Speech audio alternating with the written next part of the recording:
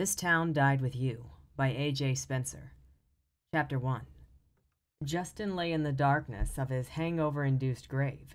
He didn't think his phone would get reception on the way down to hell, but the screen lit up, and when he hit the answer button, the reception was loud and clear. "Hello?" he said weakly. "Justin Adler, welcome to your eternal damnation. Prepare to surrender your soul to us," growled the voice on the other end. "Oh, too bad, man. I don't think I have a soul anymore. Pretty sure I puked it up last night with all the drugs and alcohol." "Fool!" the demon barked.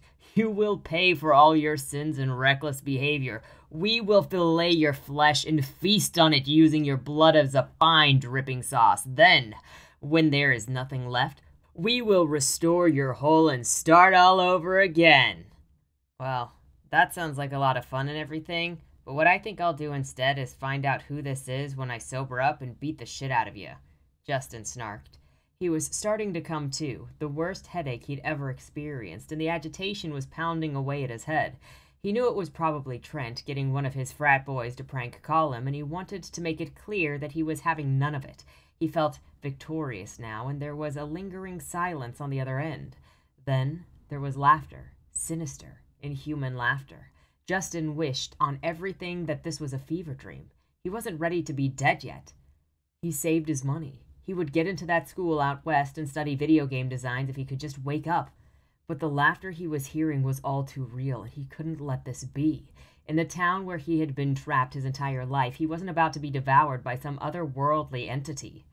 "Oh, Justin," the demon said through his laughter. "Don't play tough. I can smell your fear. I can feel your blood turn cold. Don't fight your fate. Just accept it." Those words made Justin feel weighed down to the bed that had been his coffin for the past 2 days, crippled with fear. His sweat was so heavy against his scrawny body that he felt lighter with every drop that it hit his sheets. Now, this felt real. The demon wasn't on the phone anymore. It was right beside him. Its breath filled the entire room with a hot desert wind. He wasn't going out without a fight. He stealthily moved his hand between his bedside table and the wall where there was barely enough room to conceal his wooden baseball bat, the only gift his dad had ever given him. He taught Justin that going into the woods and smashing things was a great way to blow off steam. The Louisville Slugger was the only thing that made him feel safe and sane.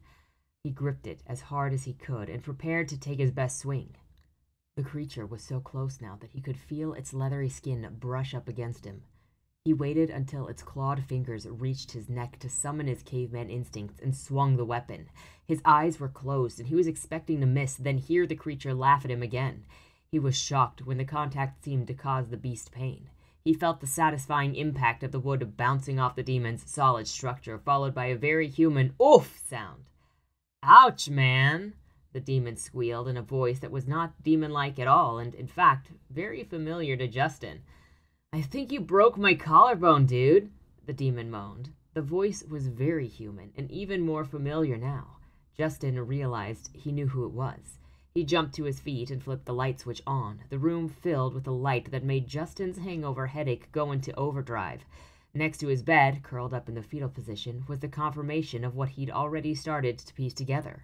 It was his best friend, Angus Malcolm. "Even if I were still drunk, I don't think there would be enough alcohol here to numb me," Angus continued. Next to him was a prop from a drugstore. He remembered Angus talking about buying all week. A highly detailed, grotesque bust of a vampire halfway through transforming into a bat, complete with long, veiny ears, a wrinkled face with a flat nose, and long, piercing fangs. "What were you thinking?" Justin asked. He held his hand to pull his chubby friend up despite his level of aggravation. However, he should have come to expect this behavior from the guy that was known by everyone as the biggest man-child in town. He started to feel bad about whacking him with a baseball bat. "You picked the worst time to scare me," Justin said, trying to justify his behavior before Angus could make him feel guilty.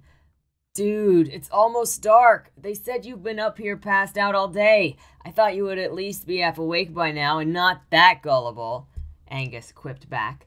Justin went to the mini-fridge he bought to avoid using the one downstairs and having his food getting stolen. He found a bag of frozen steamed vegetables, then tossed them in Angus's direction.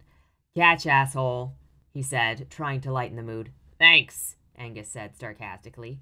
He was letting Justin know that his half-hearted apology wasn't good enough. You know, if you would have hit me a little harder, you might have made me deformed, and I wouldn't need a costume to play a monster, Angus continued. What are you talking about? Justin asked. A huge smile spread across Angus's face. Guess what I did, he said. Justin searched through his hazy memories. Angus had a lot of passion projects. He remembered the time Angus wanted to purchase a bunch of broke-down buses and tried to live in them off the grid. Or when he tried to open up an aquarium that was also a concert venue. The thing on the floor staring at him with its glowing red eyes and blood-sucking fangs jogged his memory. You're opening a haunted house, he said.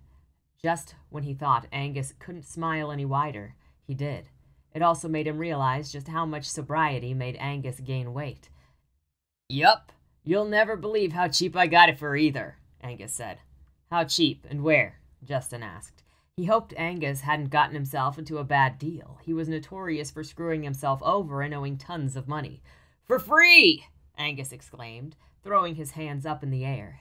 His smile faded when he realized Justin wasn't matching his enthusiasm.